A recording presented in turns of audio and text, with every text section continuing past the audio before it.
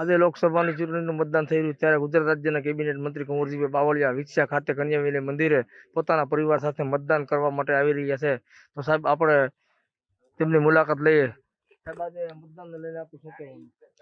લોકસભાની ચૂંટણી 2024 એના ગુજરાતના ત્રીજા તબક્કાનું મતદાન આજ શરૂ થઈ ચૂક્યું છે. રાજકોટ લોકસભા વિસ્તારના ભારતીય જનતા પક્ષના ઉમેદવાર પરસોત્તમભાઈ રૂપાલાના સમર્થનમાં અમારું 72 જસદણ વિધાનસભા મત વિસ્તારના અને આખાએ લોકસભા મત વિસ્તારના મતદારો, સૌ સમાજના મતદારો ખૂબ સારા પ્રમાણમાં મતદાન થવાનું છે.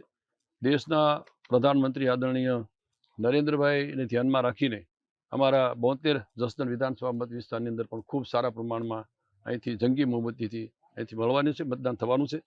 અને આ લોકસભાની બેઠક ખૂબ સારી જંગી બહુમતીથી પણ જીતવાના છે. કુંવરજીભાઈ બાવળિયાનું કહેવું છે કે અમે 5 લાખથી વધારે જે લીડની વાત થઈ હતી તે અમે અમારી રીતે રાતને દિવસ મહેનત કરી અને પૂરી કરીએ છીએ. અબ તક ચેનલ કાળુ રાઠોડ જસદણ.